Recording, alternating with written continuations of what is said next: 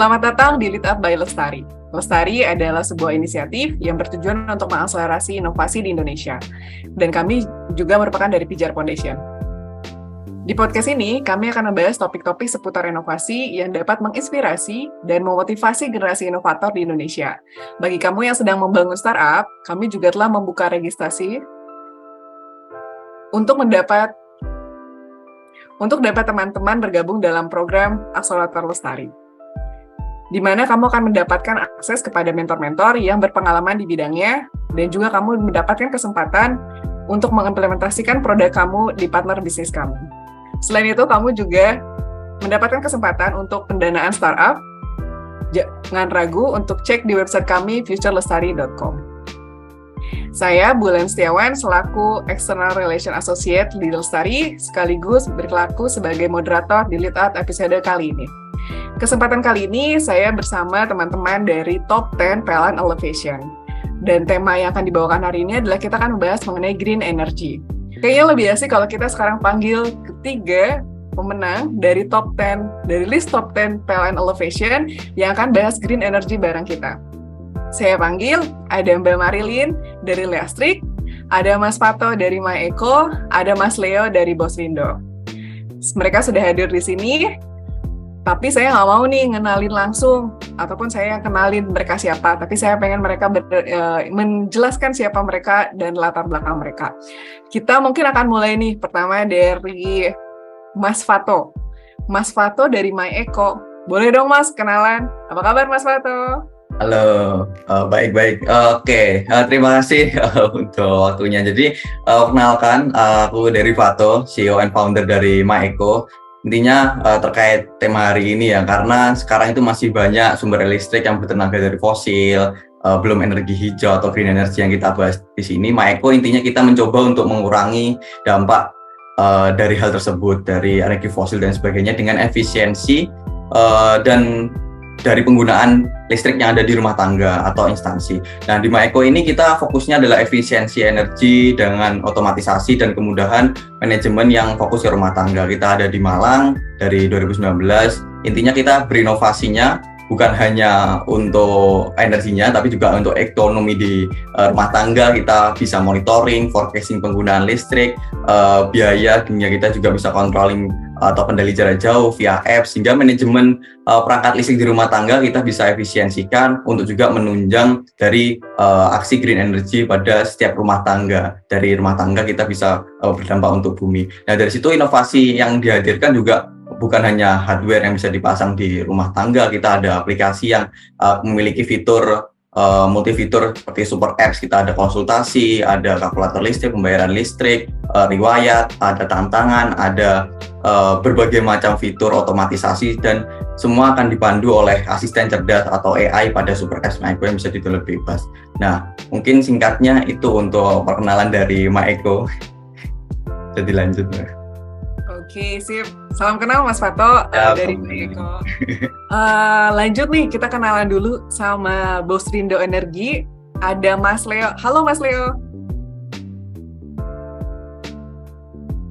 Ya, halo Mbak Bulan. Siap. Teman-teman dari Future Lestari. Boleh Mas. Oke ya. Terima kasih atas waktunya. Perkenalkan, saya Leo, Business Officer dari Bosrindo Energi. Kami adalah suatu perusahaan yang bergerak di bidang energi terbarukan, khususnya di sektor bioenergi.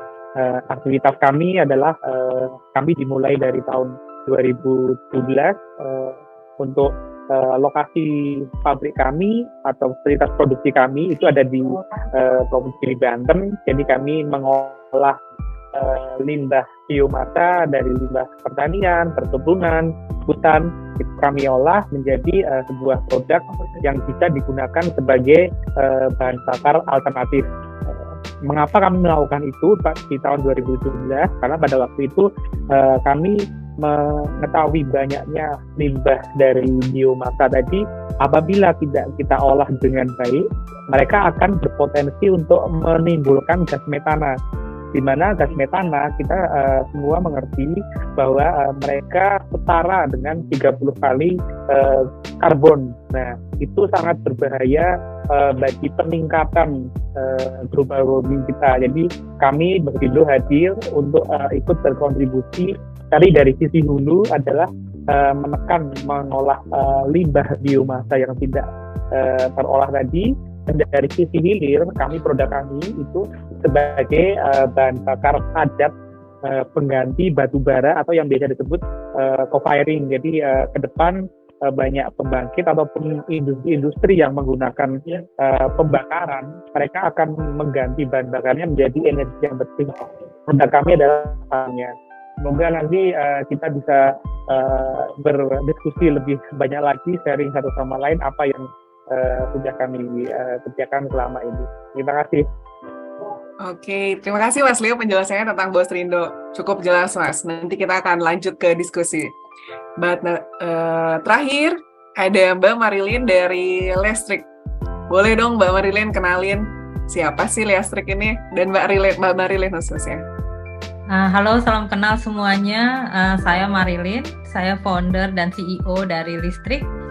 Nah, Listrik kita, mengapa kita pertama bergerak di green energy? Karena kita melihat bahwa Indonesia ini merupakan poluter terbesar di seluruh dunia, top 10 termasuk top 10. Dan dari situ kita melihat bahwa energi termasuk yang komponen yang paling besar juga penghasil poluter. Nah, maka dari itu kita membuat Listrik. Jadi Listrik ini adalah sistem integrasi manajemen listrik yang berbasis cloud. Jadi untuk membantu orang untuk lebih efisiensi dalam menggunakan listrik. Dan terutama yang kita fokuskan saat ini memang ke pihak gedung dan ataupun industri, di mana mereka bisa memanajemen penggunaan listrik mereka. Karena kita melihat bahwa pengambilan data listrik saat ini baik gedung maupun industri masih dilakukan secara manual. Tetapi kita ingin membuat mereka bisa melakukan secara otomatis sehingga mereka lebih bisa menganalisa atau mengefisiensikan listrik mereka.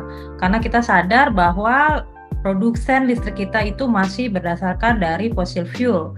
Sehingga dengan mengefisiensikan penggunaan listrik maka kita akan mengurangi penggunaan fossil fuel ataupun mengurangi CO2 emisi ke bumi kita sendiri.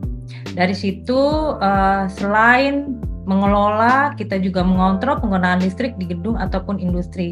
Walaupun nanti ada pada saat di future ini listrik juga berencana untuk lebih melebar ke rumah-rumah sehingga masyarakat bisa memulai untuk merubah habit menggunakan listrik dan lebih efisiensi sehingga juga ikut berpartisipasi dalam melindungi bumi kita ini.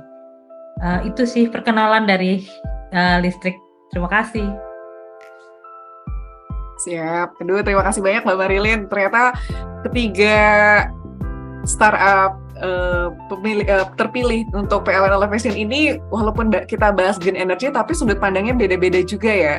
Ada yang memang langsung ke listriknya, ada yang memang mau efisiensinya, ada yang memang untuk energi terbarukan ya. Jadi saya rasa kita akan banyak banget nih ngebahas tentang, akan dapat insight banyak juga terkait meaning ataupun point view dari green energy sendiri. Oke, karena sudah dijelasin semua, teman-teman juga yang akhirnya mendengarkan podcast ini, mereka juga aktif di sosial media, khususnya Instagram. Jadi nanti teman-teman kita akan informasikan Instagram mereka apa. Jadi pantau terus ya, dan ikuti terus konten podcast kali ini. Oke, kita mau mulai nih coba bahas mengenai green energy sendiri di Indonesia. Kita mulai dengan kondisinya hingga akhirnya teman-teman ini muncul idenya dan akhirnya membuat produk mengenai green energy. Kalau dengan keadaan seperti itu, bagaimana sih sebenarnya pandangan teman-teman di sini ngelihat kondisi ekosistem energi ataupun green energy di Indonesia saat ini? Mungkin boleh dimulai dari Bosvindo, Mas Leo. Ya, terima kasih Mbak Bulan. Mungkin saya akan menjelaskan terkait ekosistem yang di mana kami memang fokus melakukan aktivitas di sana, yaitu di bioenergi tadi. Jadi memang dalam suatu energi terbarukan itu untuk sustainability aplikasi tersebut itu harus dibentuklah suatu ekosistem. Kebetulan secara nature di bioenergi ini sudah terbentuk karena apa? Tadi kami dari hulu itu mengolah limbah biomass, limbah pertanian, perkebunan, hutan tadi itu yang Indonesia ini adalah negara agraris. Jadi setiap hari pasti ada limbah yang dihasilkan. Nah, salah satu dari limbah biomasa tadi itu kami olah untuk menjadi sebuah produk. Jadi ketika kita berbicara ekosistem dari bioenergi, maka ekosistem tersebut sudah terbentuk secara nature. Jadi kami hanya memperkuat dari sisi middle stream sampai ke downstreamnya saja untuk ekosistem selanjutnya. Begitu Mbak Bulan terkait bioenergi di energi terbarukan. Selanjutnya mungkin oleh Mbak Marilyn, ini nanti Mas Fato langsung jawab, boleh kok Mas setelah Mbak Marilyn tanpa harus saya panggil dulu. Oke. Boleh langsung aja. Siap, boleh Mbak Marilyn lebih dahulu? Oke, jadi kalau menurut saya ekosistem energi di Indonesia saat ini untuk clean energy maupun energi terbarukan sudah mulai ya. Karena kemarin saya baru juga datang dari Bali, kebetulan kita berdiskusi round table discussion bersama aktor-aktor, istilahnya bukan aktor-aktor, stakeholder di ekosistem energi tersebut, baik dari kementerian, pemerintah daerah, dari segi pendanaan maupun universitas. Di sini melihat bahwa mereka juga terbuka untuk membuat suatu sistem ekosistem energi yang lebih baik lagi di Indonesia, sehingga bisa memajukan startup-startup yang saat ini bergerak di clean energy ataupun energi terbarukan dengan memberikan manfaat-manfaat ataupun opportunity untuk startup-startup untuk maju bersama dengan kerjasama juga dengan pihak kementerian maupun pemerintah daerah maupun dari visi ataupun filantropis yang ada di Indonesia. Dan menurut saya ini sudah merupakan awal yang baik dari segi pemerintah untuk membuka suatu ekosistem energi di Indonesia sehingga kita bisa bersama-sama untuk menuju goal yang diharapkan oleh Presiden Jokowi untuk net zero energi di tahun 2060 atau 2050. Bener banget ya, dibicarain sama Mbak Marilyn dari pertemuan itu juga kemarin sempat lihat di YouTube terkait pembahasan di konferensi di internasional juga, pasti semua negara juga concern terhadap energi, terkait kayak kita sesimpel kita mobil aja sudah mulai ke listrik, semua listrik sudah mulai diarahkan ke tenaga surya atau PLTS dan sebagainya. Nah itu kan dipacu sama kondisi WFH yang kita semua di rumah, pasti semua buka laptop, pasti semua penggunaan listrik yang di situ pasti meningkat semua. Nah, dari keadaan itu listrik meningkat, semua bahkan sampai kompor pun sekarang jadi listrik. Nah, ekosistem itu juga harus ditunjang ya, karena bukan cuma supply dari bahan bakar energi yang dari fosil atau yang enggak green energy. Nah, itu perlu ditingkat. Nah, sekarang juga meningkatnya penggunaan PLTS pribadi, pertukaran listrik dari yang dulunya dari support listrik langsung dari PLN sekarang udah mulai hybrid. Nah dari situ dirasa mungkin masyarakat juga mulai aware, bukan cuma pemerintahnya yang mendorong tapi masyarakat juga mulai aware untuk penggunaan energi yang lebih baik, mungkin gitu. Karena kita melihat bahwa dari diskusi yang kemarin kita melihat bahwa masyarakat perlu juga ditopang oleh dari segi pemerintah untuk menggunakan energi lebih efisien lagi dan gimana caranya berperan bersama-sama untuk membuat energi kita ini lebih hijau. Oke. Wah, dari pertanyaan pertama aja kita udah bisa lihat ya, ternyata kondisi ekosistem untuk green energy ini mungkin bukan dibilang kategori yang tinggi, belum tinggi, tapi lebih ke sudah mulai lebih dari setengah ataupun medium portion gitu kan. Jadi kayak ya udah kita mulai boleh nih kita coba produk-produk baru ini untuk arah ke green energy. Nah, ngelihatnya kan memang udah ada nih peluangnya kan. Nah, kalau misalnya ngelihat peluangnya sendiri dari segi startupnya masing-masing, boleh nggak sih dikategorikan poin berapa sih peluangnya yang akhirnya tuh, aduh startup saya tuh bisa loh segini, aduh Bosrindo tuh bisa loh segini peluangnya, aduh apalagi listrik bisa banget nih segini. Apalagi maksudnya dengan goals nanti di net zero itu sendiri. Boleh dong minta tanggapannya kalau lihat dari segi peluangnya. Siapa aja?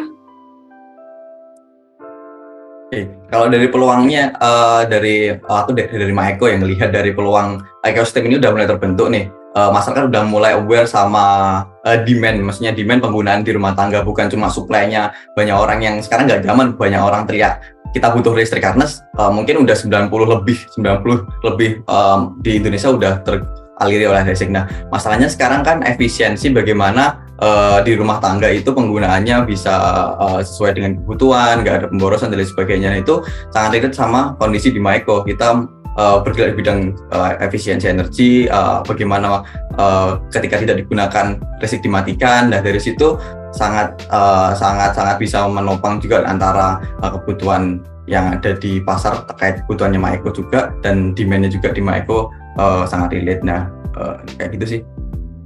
Ya, menurut saya juga peluang kalau misalnya untuk listrik sendiri kita melihat bahwa potensinya cukup besar ya.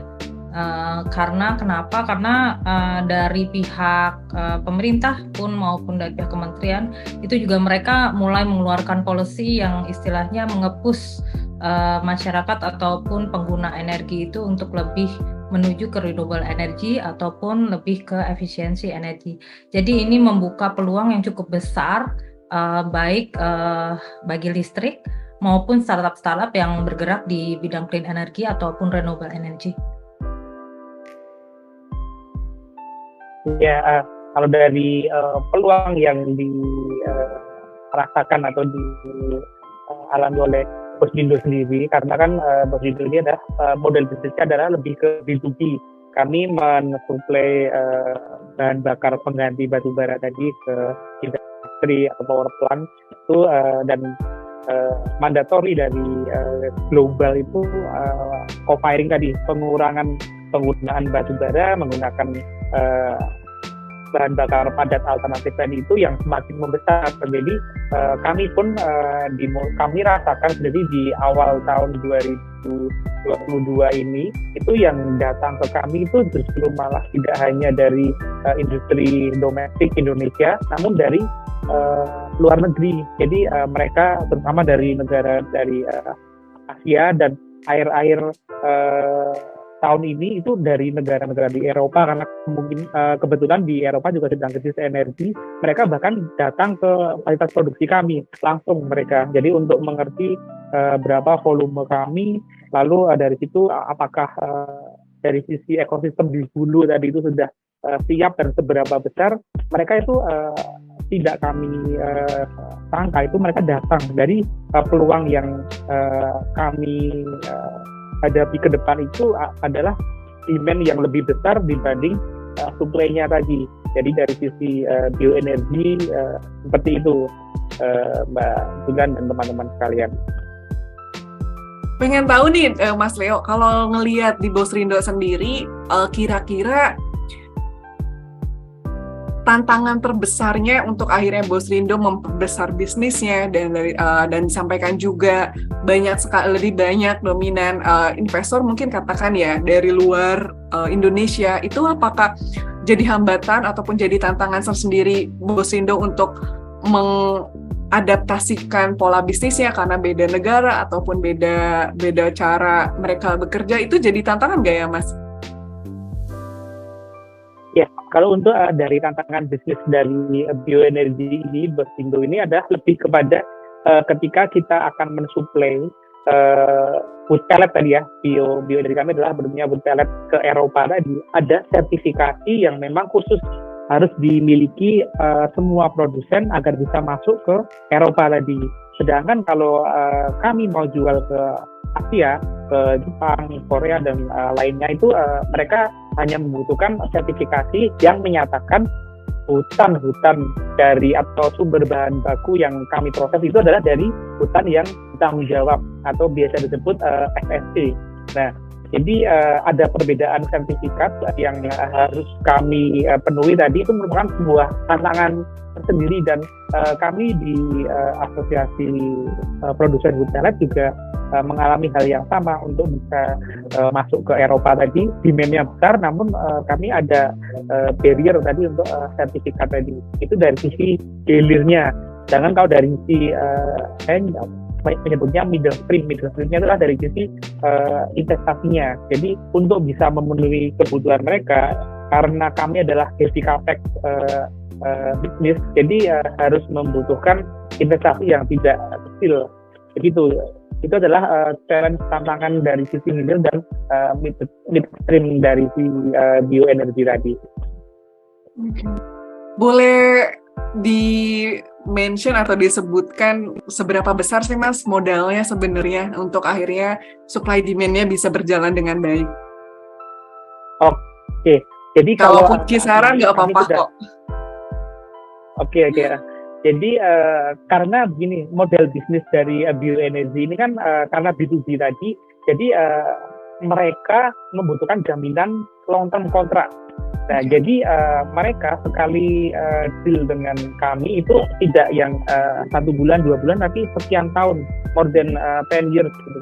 Itu satu. Nah, untuk bisa memenuhi tadi, karena ekspor itu membutuhkan pengiriman, kita bicara satu negara Jepang. Jepang itu membutuhkan minimal order quantity itu 10.000 ton per bulan agar bisa diangkut menggunakan mother vessel. Nah, investasi yang dibutuhkan untuk 10.000 ton per bulan sendiri itu minimal di angka 20 juta US dollar, Mbak Bulan. Jadi itu memang angka yang tidak mudah, berbeda dengan startup yang memang tidak heavy capex tadi. Jadi tantangan tadi itu dari demand sangat besar melimpah, LOI kami itu sampai menumpuk. Namun dari midstreamnya ini, investasinya ini yang memang sebuah challenge tadi. Begitu Mbak Bulan. Oke, siap. Saya nangkep Mas tantangannya, dan kayaknya memang kita perlu mencari investor-investor hebat ya untuk kerja sama Bos Rindo. Oke. Selanjutnya nih, terkait tadi Mbak Marilyn sempat mention tentang net zero sendiri. Pengen tahu sebenarnya seberapa besar sih ataupun seberapa ready listrik untuk menyambut si net zero ini. Dan pasti pada saat nyambut kita nggak pungkiri lah, pasti ada tantangannya nih, aduh batu-batu kerikilnya gitu. Nah, kira-kira dari segi listrik sendiri, point view tantangan terbesarnya apa, dan kalau misalnya memang untuk cara mengatasinya, apakah udah mulai sedikit tahu nih celahnya, kita harus kayak gini, nggak ada tetap goalsnya ini, kita juga bantu dorong si net zero di Indonesia khususnya. Boleh Mbak Marilyn? Ya. Oke, tantangannya kita sih yang paling besar itu adalah sebenarnya public awareness ya. Jadi di masyarakat kita untuk efisiensi energi itu tidak terlalu dijadikan menjadikan urgency gitu, karena kita melihat mereka melihat bahwa satu, memang listrik kita kalau dibandingkan negara lain, listrik kita masih termasuk murah, itu satu. Ya, kemudian juga listrik kita juga masih sebagian besar disubsidi oleh pemerintah. Dan hal itu menjadikan bahwa publik sendiri pun ada beberapa memang yang sudah mulai aware, karena mereka melihat bahwa listrik yang dihasilkan oleh kita itu masih berdasarkan fossil fuel. Jadi ada beberapa yang aware. Jadi challenge kita waktu kita menyampaikan ini baik ke industri maupun ke commercial building, mereka sadar pentingnya itu, dan karena mereka kalau di bisnis itu listrik udah mulai mahal ya, jadi mereka mulai sadar bahwa listrik itu merupakan beban yang cukup besar untuk operasionalnya mereka. Jadi sehingga mereka sudah mulai aware bahwa oke, saya harus bisa mengefisiensikan penggunaan listrik saya. Nah, dari situ biasanya kita melihat challenge-nya kita itu adalah mengorek istilahnya. Problemnya mereka apa sih sebenarnya gitu. Untuk gimana cara kita membantu mereka ini biar lebih efisiensi dalam menggunakan listrik mereka. Sekaligus sebenarnya itu memberikan suatu positif ke perusahaannya mereka. Satu, mereka bisa secara operasional mereka lebih efisiensi. Secara pekerjaan pun juga mereka lebih efisien. Jadi yang tadinya panjang jalurnya jadi lebih singkat dibandingkan sebelumnya. Nah, dari situ sebenarnya kita memulai suatu edukasi. Listrik pun juga kadang memberikan edukasi melalui sosial media kita bahwa betapa sih seberapa penting sih sebenarnya kita harus mulai mengefisiensikan listrik kita. Karena secara jangka panjang kalau kita tidak memulai efisiensi, at the end itu yang rugi nanti kita sendiri. Mungkin saat ini kita kelebihan energi, tapi kita tidak tahu apa yang terjadi di masa depan. Kita sekarang berhadapan dengan climate change. Climate change ini membuat weather-nya kita, semua kondisi di luar itu tidak menentu. Jadi sekarang mungkin kita bisa menggunakan energi sebanyak-banyaknya, tapi bisa aja di in the future tiba-tiba tidak ada yang kita bisa lakukan. Jadi dari situ sebenarnya kita harus mulai sadar bahwa action yang kita lakukan pada saat ini itu akan berdampak ke masa depan. Maka dari itu kita dari listrik itulah kita untuk mendorong baik dari segi industri maupun bisnis ataupun masyarakat sendiri, perumahan untuk lebih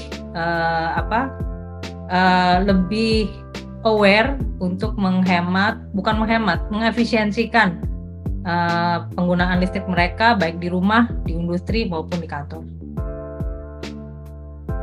Berarti kalau dilihat dari segi itu, listrik bisa dikategorikan di B2B dan B2C ya Mbak Marilyn? Ya, benar. Jadi memang saat ini kita fokusnya ke B2B dulu ya. Karena kita melihat bahwa memang B2B ini juga mereka urgent-nya juga cukup tinggi. Karena listrik sekarang udah merupakan bagian dari biaya operasional mereka. Dan harga listrik udah mulai naik dan itu mulai membengkak, jadi mereka harus mencoba mengefisiensikan penggunaan listrik mereka supaya operasional mereka pun tidak membengkak. Oke, Mbak Marilyn. Menarik, Mbak. Ternyata memang kayaknya kesadaran kita sebagai masyarakat untuk sadar efisiensi listrik itu perlu ya, gitu. Karena kita nggak pernah tahu ke depannya akan seperti apa. Nah, lanjut nih ke My Eko. Sempat dengar bahas tentang smart home. Kira-kira ada hubungannya apa ya, Mas? Smart home sendiri dengan mungkin ada nggak ya dukungan smart home menuju net zero sendiri gitu? Boleh, Mas? Ya. Jadi sebenarnya terikatnya dari segi demand-nya. Jadi misalkan tadi udah dijelasin sama Mbak Marilyn sama Mas Leo dari bahwa yang berdampak di green energy itu bukan dari sumbernya aja tapi dari penggunaannya juga. Nah, di situ smart home itu membantu kita untuk mengefisiensikan tadi dari mulai misalkan simple kita biasanya nyalain lampu di kamar mandi yang biasanya 24 jam kita nyala terus. Nah, dari sini kita bisa dari smart home, dari otomatisasi, dari kemudahan teknologi kita bisa gunakan kamar mandi itu sehari nyala lampunya cuma 3 jam. Nah, efisiensi itu pengurangan beberapa jam itu yang nanti juga berdampak ke konsumsi kita, juga awareness kita terhadap lingkungan juga bahwa listrik itu walaupun masih disubsidi, masih kita murah, tapi kita cinta sama lingkungan, kita tahu bahwa bumi kita juga akan berdampak kalau ada pemborosan di situ. Nah, sesimpel itu penggunaan smart home, otomatisasi itu akan berdampak juga ke green energy juga. Nah, dari situ pemborosan di Indonesia itu lumayan tinggi ya, 30%, angkanya sekitar 160 triliun. Nah, dari situ akan membantu pemborosan itu gimana kalau pemborosan itu nggak ada misalkan. Nah, jadi energi itu bisa lebih terkonversi untuk penggunaan yang lebih baik. Nanti nggak ada buang-buang energi, efisiensi listrik juga lebih bagus. Climate change juga bisa ditekan, global warming bisa ditekan. Dari segi customer juga umur perangkat juga akan lebih lama. Nah, dari contoh-contoh itu mungkin harusnya bukan pemerintah yang mendorong masyarakat untuk mulai kita sadar bahwa hal ini penting, tapi masyarakat sendiri bisa timbul awareness-nya, bisa tahu bahwa ini penting dari manfaat-manfaat yang didapatkan dari situ sih.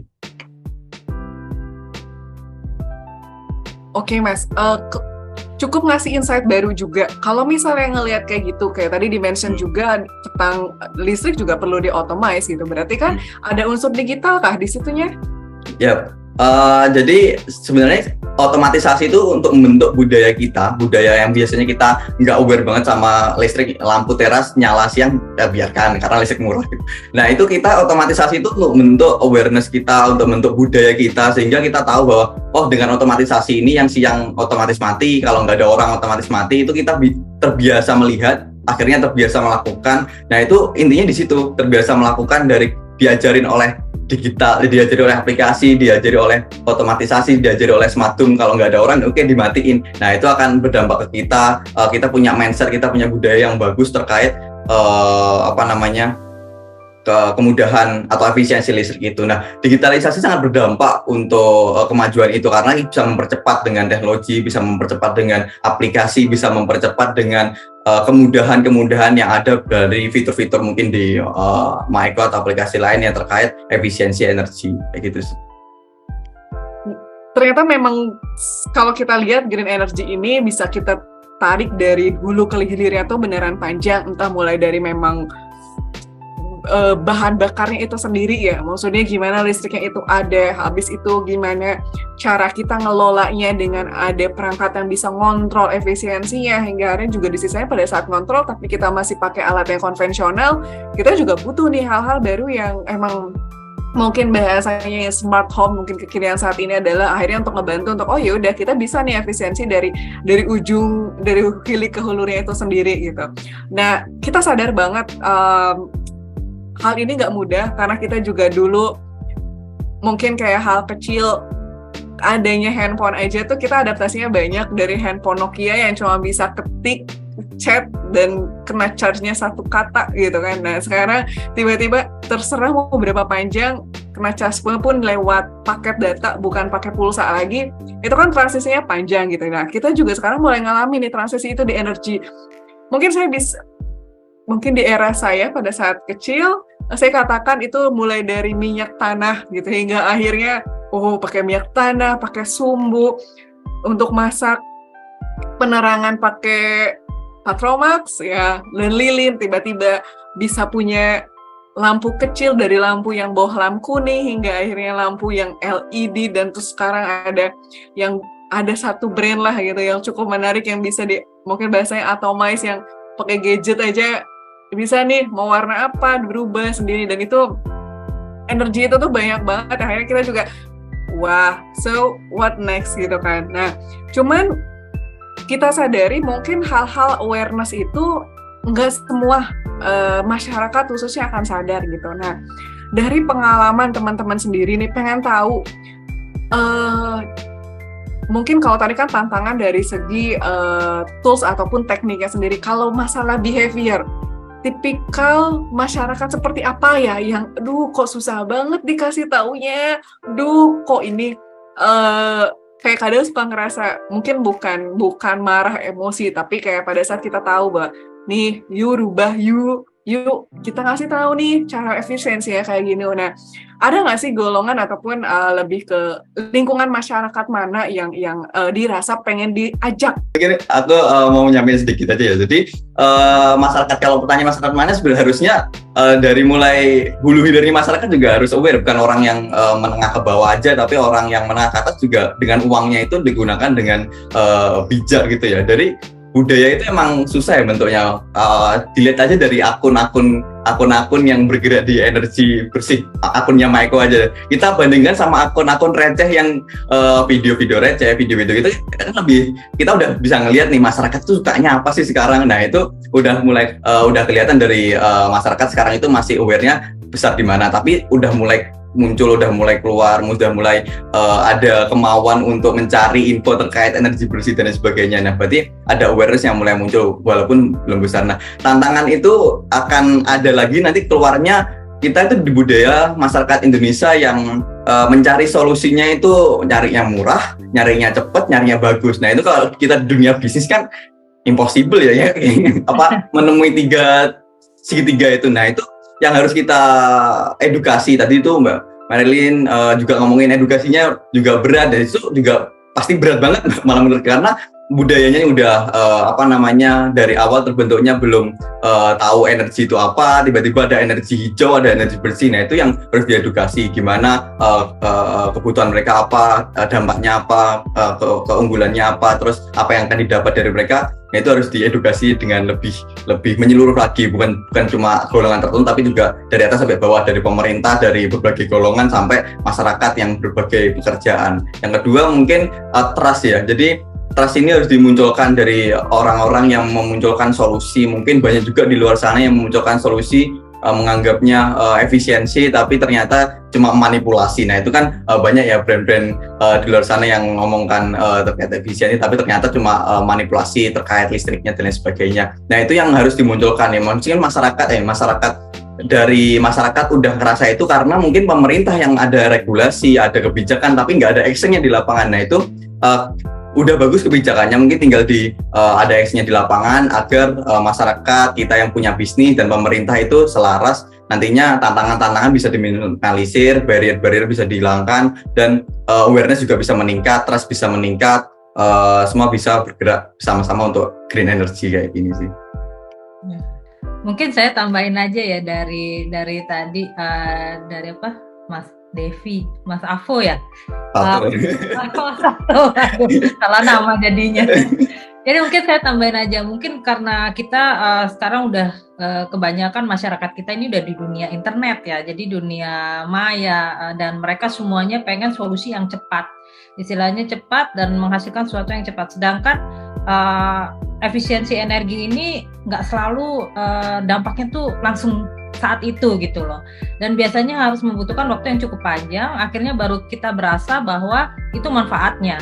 Nah kayak ini aja, kayak olahraga aja, kita mau turun berat badan, banyak orang yang mau cari jalan cepat biar berat badannya dalam seminggu dari 70 turun jadi 45 kayak begitu. Tapi kan sebenarnya kita butuh suatu proses untuk menurunkan berat badan itu. Jadi sama aja dengan efisiensi energi. Kita membutuhkan proses yang cukup panjang untuk bisa melihat dampak dari efisiensi energi. Benar, ditambah bahwa pemerintah sudah memulai membuat suatu policy yang mendukung untuk agar masyarakat tuh aware, dan agar masyarakat mulai berubah ke sistem energi yang lebih bersih ataupun yang terbarukan.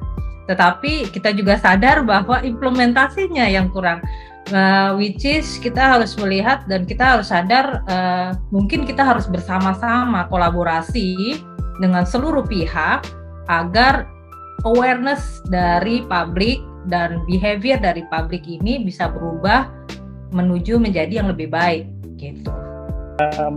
Menambahkan juga karena mungkin kebetulan kalau dari sisi Bosrindo ini kan memang tidak yang berkaitan langsung dengan masyarakat banyak, karena kami untuk proses produksi itu juga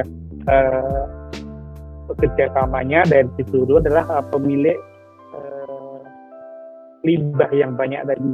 Nah jadi mungkin kalau dari yang berkaitan dengan awareness ataupun kesadaran dari masyarakat tadi, saya lebih kepada bagaimana yang saya amati di sekitar saya sendiri itu, mereka masih belum yang merasa khawatir akan ya tadi Mbak Maplin sampaikan energi ketersediaannya ini nanti kalau kita tidak mulai dari sekarang, mereka sepertinya ya ini mereka merasa yang aman-aman saja gitu, tidak usah switch ke energi bersih tadi gitu.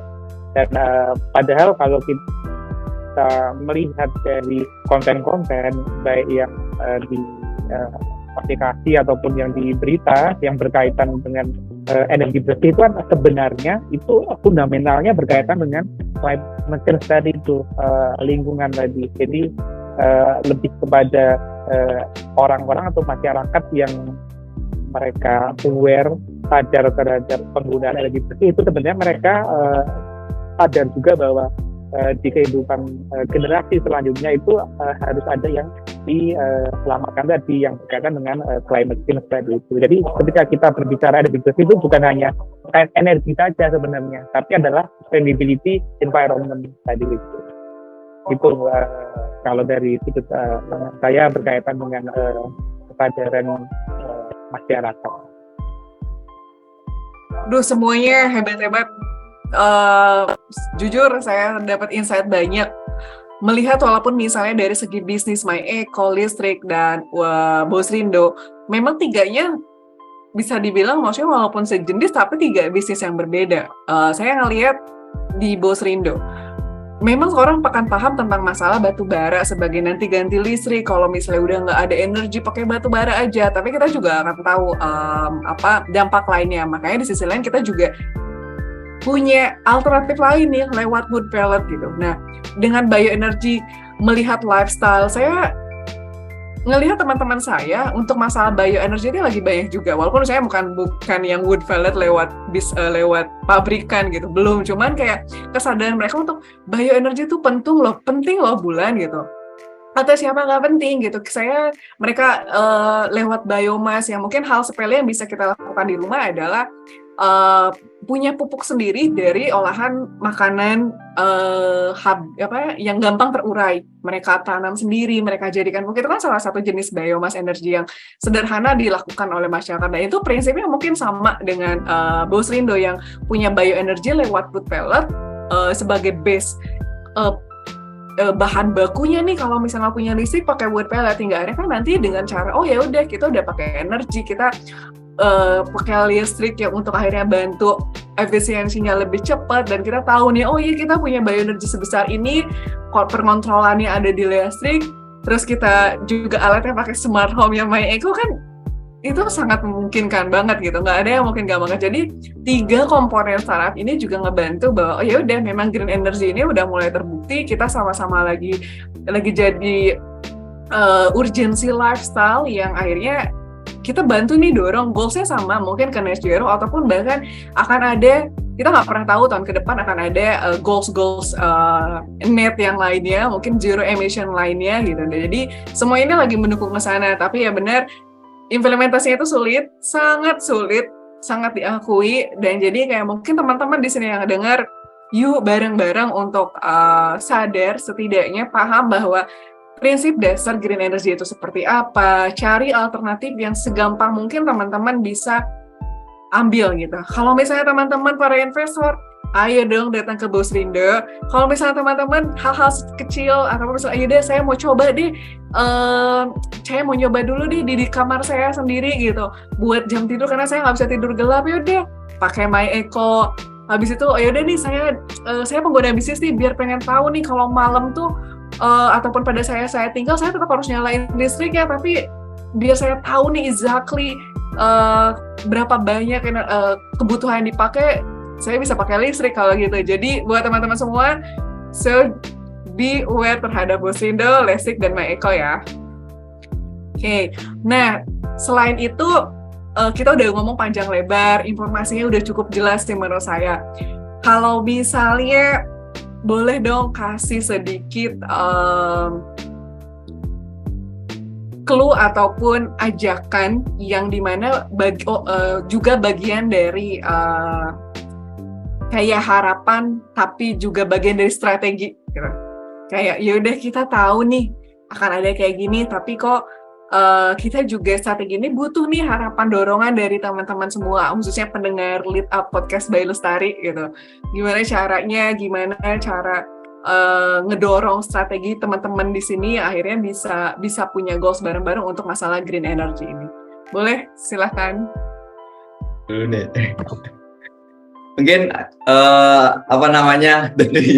dari strategi atau yang kita harapkan ya, karena mungkin aku beda zaman ya, zaman aku nggak ngerasain zaman minyak tanah kayak Mbak Bulan tadi, nggak ngerasain aja, dia nggak tahu kayak gimana kebutuhan mungkin generasi yang lain gitu. Jadi mungkin kalau dari aku strateginya adalah kita bersama. Jadi edukasi yang kita jalankan itu bukan cuma orang-orang yang punya kepentingan dalam energi, misalkan di Maeko, misalkan di listrik, atau Bosrindo yang punya kepentingan untuk energi, tapi kita yang orang sipil apa ya, orang biasa yang nggak punya kepentingan itu harusnya juga mengedepankan edukasinya. Gimana sesimpel misalkan kalau tetangganya semuanya siang pada mati siang lampunya teras sudah mati, orang lain kan juga orang yang lihat pasti masa rumahku nyala sendiri. Dan itu dari situ mulai timbul kesadaran dari diri sendiri. Nah, konsistensi yang harus dilakukan itu yang disebarkan oleh masyarakat. Jadi edukasi, yang kedua adalah ekosisten di setiap hal-hal kecil. Nah, yang kedua strateginya adalah mungkin sebagai kita orang bisnis yang punya tangan ke berbagai macam stakeholder, kita bisa bekerja sama, mungkin bisa menciptakan juga campaign-campaign yang viral. Kalau masyarakat Indonesia itu nggak viral, itu nggak diikutin gitu. Belum ada Citayam Fashion Week, nggak ramai itu di situ. Belum ada viral yang di dunia green energy, nggak ramai. Nah, itu mungkin kita bisa coba dari konsistensi edukasi itu menciptakan campaign-campaign viral dari semua dukungan pemerintah, dukungan dunia, bahkan kita bisa bergerak bersama ESDM pun juga, Kementerian SDM pun juga setiap tahun mengeluarkan laporan di Indonesia itu berapa sih penggunaan green energy terbarukan, dari mulai angin, air, tenaga matahari, bahkan dari biomass tadi dari Mas Leo di Bosrindo, itu semua ada laporannya. Jadi kita bisa berkontribusi untuk memperbaiki laporan tersebut atau listrik yang lebih bagus di Indonesia dengan bergerak bersama pemerintah, tadi kementerian, bergerak bersama WWF. Kalau di WWF kan ada itu kan hours, jadi kita matikan listrik sama 1 jam itu, dan itu juga akan menunjang juga di SDGs kita. Ada SDGs poin 7 yang bicara terkait energi, ada SDGs poin 13 yang berbicara terkait climate change dan atau global warming. Itu bisa kita lakukan dengan mulai dari diri kita. Mungkin itu strategi yang mungkin terpikirkan untuk dilakukan. Ya, jadi kalau misalnya strategi juga sebenarnya kita lebih banyak fokus itu adalah kolaborasi dengan banyak pihak, karena dengan kolaborasi sistem itu kita bisa mempercepat sebenarnya mempercepat ekosistem energi ini lebih cepat terjalin atau maju. Jadi kolaborasinya nggak cuma kolaborasi dengan pihak yang menghasilkan energi ya, tapi juga pengguna energi, masyarakat sendiri, pemerintah, maupun dari edukasi, dari pihak government. Nah, itu semuanya harus ikut berperan dan berkolaborasi untuk mendukung supaya kita bisa jalan gitu. Dan memang ya tadi yang dibilang bahwa kalau nggak viral, masyarakat kita tuh biasanya agak kurang sadar gitu. Tapi janganlah menunggu sampai sesuatu itu viral gitu. Lebih baik kita mulai dari sekarang, mungkin mulai dari diri kita sendiri dulu, di rumah sendiri, memberikan contoh kepada teman-teman yang lain. Apa sih gunanya kita memantau penggunaan listrik, ataupun apa sih gunanya kita menggunakan biomas di rumah, atau bagaimana kita melakukan sesuatu yang membuat bahwa energi yang kita gunakan, baik itu kita pakai ataupun kita buat, itu bisa efeknya tuh baik ke depannya gitu. Jadi kolaborasi sih yang paling penting dengan segala pihak untuk untuk kita semua bisa maju bersama-sama. baik ya listrik bisa kolaborasi dengan Maeko, dengan Bos Rindo untuk melihat bahwa suatu ekosistem ini bisa berjalan dan masyarakat juga bisa mulai berperan gitu loh. Mulailah berperan dari yang kecil, karena kalau kecil dilakukan oleh banyak orang itu dampaknya banyak. Daripada langsung besar tapi cuma satu orang, lebih baik kecil-kecil satu-satu dikumpulin jadi banyak, itu dampaknya lebih banyak ke semuanya. Benar Mbak, habis ini harus PKS kerjasama nih bertiga. Ya, benar.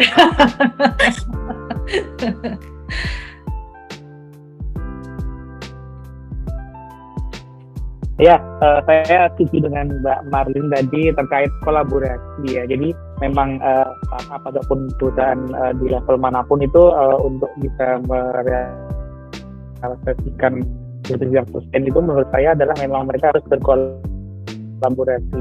Jadi kami pun Bosrindo saat ini itu karena tadi jadi prinsip fundamental bisnis dari Bosrindo kan sebenarnya waste to energy, mengolah limbah menjadi energi. Jadi secara tentunya ya kami saat ini juga mengembangkan teknologi mesin tersebut itu bisa digunakan oleh masyarakat di komunitas-komunitas. Jadi kebetulan kami dimintai tolong oleh startup waste management yang memang fokusnya waste management untuk organic waste gitu. Nah jadi mereka mendapatkan masukan dari komunitas-komunitas dari desa itu bahwa limbah-limbah organiknya itu mereka selama ini kalau tidak dibuang di TPA ya hanya dibakar begitu saja, dan ketika waste tadi itu dibakar itu hanya orang yang sebenarnya belum tahu bahwa itu bisa menghasilkan dioksin, racun yang bisa menyebabkan kanker. Bahkan ketika itu dibakar di dekat jalan itu kan menghasilkan gas yang itu bisa berbahaya bagi kendaraan kita. Seperti dulu sempat ada kejadian yang di tol di Pantura itu kecelakaan karena orang membakar sampah gitu. Nah jadi kami sudah membuat prototipe-nya itu teknologi yang limbah waste organik itu dimasukkan ke dalam mesin kami, dan itu outputnya adalah berupa energi biochar ataupun arang. Nah arang itu bisa digunakan untuk bahan baku.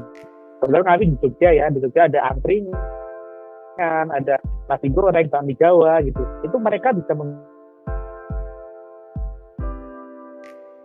arang dari hasil mesin kami, dikembalikan ke tanah sebagai pendamping pupuk. Nah, jadi tadi saya sangat setuju Mbak Marlin, kolaborasi itu sangat penting. Jadi ketika saya dari sisi business development di Bosrindo ini memang melihat bahwa kita nggak hanya B2B aja nih dengan industri, tapi kami harus turun juga nih ke industri. Karena kalau kita lihat di industri sepertinya kurang tepat dari secara kebutuhan. Nah, tapi industri tadi itu adalah kami menciptakan teknologi yang akhirnya bisa berkolaborasi dengan para startup dan bisa digunakan di community level gitu. Again, bahasan satu pertanyaan aja, insight-nya banyak banget. Jadi teman-teman yang dengar podcast kali ini, saya harap juga dapat insight yang banyak. Kolaborasi itu penting, nggak ada yang instan, semuanya butuh bantuan bareng-bareng. Jangan samain sama sesuatu yang viral. Tapi ya percaya atau enggak, viral itu juga sebenarnya mereka butuh usaha kok gitu. Jadi kalau misalnya kita menganggap viral itu baik, di satu posisi itu pasti baik. Jadi kayak untuk hal green energy, kenapa juga nggak kita viralin gitu, dengan bantuan kolaborasi orang-orang hebat, termasuk sebenarnya masyarakat ataupun teman-teman yang dengerin pun adalah orang hebat, karena dengan teman-teman denger dan teman-teman dorong, berarti teman-teman juga bagian dari part of the person who support the green energy. So kalau misalnya kita offline ini kayaknya bisa tepuk tangan. Jadi teman-teman yang di sini ataupun yang lagi denger dan kita yang lagi sini juga, kita boleh dong tepuk tangan buat diri kita masing-masing. Hebat. Oke. Nah, ternyata nggak kerasa nih waktunya udah cukup panjang kita berbicara, tapi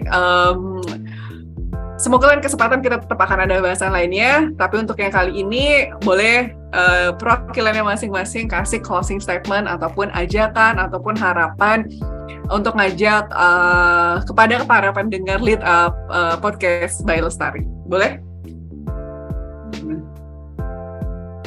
Ayo semuanya teman-teman, mari kita mulai memantau penggunaan listriknya kita, memulai menggunakan energi yang lebih bersih, mulai dari yang kecil, karena dari yang kecil itu nanti akan bisa membuat dampak yang lebih besar.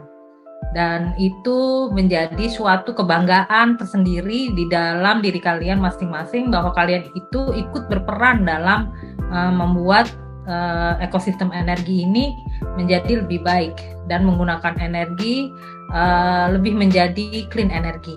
Itu saran dari kita, karena kita juga semua berawal dari yang kecil, nggak perlu membuat sesuatu yang besar, tapi berawal dari yang kecil itu udah cukup. Jadi mulai pantau listrik kalian, bisa dengan listrik menggunakan, kalian bisa ikut follow di sosial medianya kita, dan juga download aplikasinya di App Store maupun di Google Store.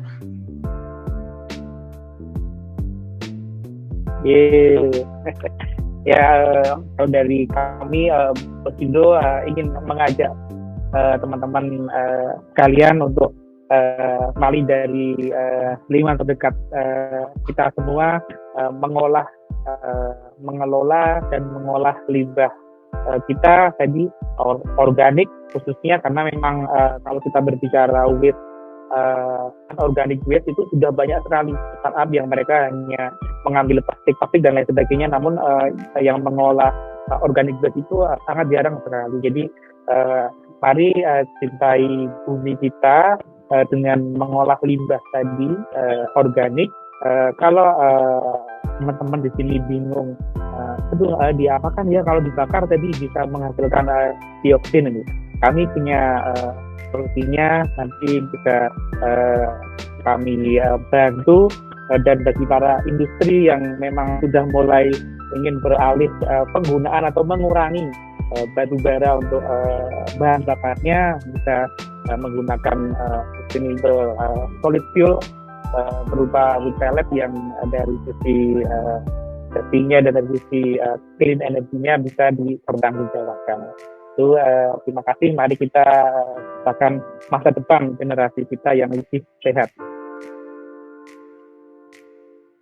Mungkin dari aku harapannya, kalau aku langsung aja harapannya, ayo bersama-sama pakai Maeko ya. Nggak gitu ya, nggak hard gitu. Jadi sama-sama ayo. Terlalu hard ya.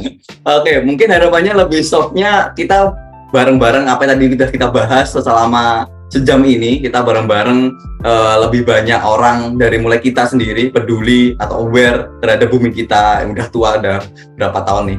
Terus kita juga aware terhadap perubahan iklim, global warming, pemanasan global, banyak banget masalah yang harus kita awarekan. Nah, dari situ semua mulai dari hal yang kecil, semua mulai dari rumah kita masing-masing, semua mulai dari diri kita masing-masing, habit kita masing-masing, efisiensi perangkat listrik pun juga harus dari diri masing-masing. Dari mulai kita sesimpel aja, mungkin teman-teman yang nonton di sini bisa mulai nih, lampu kamar mandi nggak usah nyalakan seharian, jadi mulai nyalakan mungkin cuma kita saat masuk, atau mungkin teras juga nyalanya siang-siang jangan ada teras yang nyala. Tetangganya kalau ada terasnya yang nyala, datengin, matiin dari rumahnya langsung. Nah, atau kalau mungkin teman-teman kesulitan bisa otomatisasi dari situ. Nah, dari situ dampaknya kita luas banget, bukan cuma diri kita tapi juga untuk bumi kita. Jadi tadi kata-kata yang harus diulangi, cintai bumi kita harus bergerak bersama-sama. Gitu sih. Mantap. Terima kasih semuanya, ternyata udah ditutup tuh tadi kurang lebih harapan, ajakan ke teman-teman semuanya. Ada yang udah mention media sosialnya ataupun produknya, tapi ada juga yang belum. Saya coba ulang. Jadi buat teman-teman yang nyari produk listrik, bisa di Apple Store maupun di Google Store, atau kalian bisa cek di Instagramnya leastric.tech. Saya ulang, leastric.tech. Cari aja di Instagramnya mereka on. Yang kedua, ada Bos Rindo. Bos Rindo Energi Semesta. Di Instagramnya bisa dicek bosrindo_energy. Sekali lagi saya ulang, bosrindo_energy. Yang ketiga nih, ada My Eco. Sempat ada hard sale-nya tadi. Tapi nanti jelasnya jual di mana, kita tanya langsung aja ya teman-teman. Saya bantu di media sosialnya. Khususnya Instagram, itu ada di myeco.id. Jadi tinggal cek aja, di situ mereka ada tulis myeco.id. Konfirmasi dikit dong Mas Pato, tadi produknya bisa dibeli di mana? Oke, langsung sale beneran ya. Jadi mungkin teman-teman kalau mau produknya bisa di marketplace, ada yang marketplace orange, marketplace hijau, marketplace biru, semua ada, silakan dicari. Yang penting bukan marketplace tradisional, kita belum ada. Jadi mungkin teman-teman bisa beli online dulu. Terus kalau mau download kita masih ada di Play Store, karena kalau saya validasi di Malang masih banyak rumah tangga yang pakai Play Store, jadi masih ada Play Store. Jadi teman-teman App Store silakan bersabar dulu ya. Gitu. Siap, dicek ya teman-teman di marketplace-nya, mereka juga jualan produknya. Ternyata nggak terasa, kita sudah tutup informasi dari awal. Teman-teman udah kita coba kenalin dengan Lestrik, My Eco, dan Bos Rindo. Mereka punya inovasi sesuai dengan goals-nya ataupun visinya Lestari. Pengen ngajak nih teman-teman yang punya teman-teman inovator yang punya inovasi yang awalnya buat saya pribadi, saya ngerasa emang ada ya hal-hal yang kayak gitu yang perlu dipelajari. Ternyata pada saat saya ketemu dengan Mbak Marilyn, Mas Fato, dan Mas Leo, ternyata ada loh Bulan gitu. Kalau misalnya nggak ada ya mereka nggak akan punya vision untuk akhirnya ngebuka jalan buat kita setuju ataupun salah satu first step kita buat ngebantu di Green Energy ini. So buat teman-teman sekali lagi buat mendengar podcast ataupun tonton podcastnya di YouTube ataupun di Spotify, yuk kita sama-sama dorong lingkungan yang lebih green energy ataupun clean energy bareng. Dan kalau teman-teman udah mau mulai start dengan produk-produknya, teman-teman bisa cek Bos Rindo, Lestrik, maupun My Eco. Sekali lagi terima kasih banyak kepada Mas Fato, Mbak Marilyn, dan Mas Leo atas waktunya. Obrolannya sangat jelas sekali. Terima kasih. Sangat insight sekali, senang banget. Semoga di lain kesempatan kita bisa ketemu lagi. Mungkin podcast kali ini kita tutupkan cukup sekian aja. Jangan lupa untuk tetap terus cek Lestari di Instagramnya future.lestari ataupun di websitenya www.futurelestari.com. Sampai jumpa, sampai ketemu di podcast selanjutnya. Bye!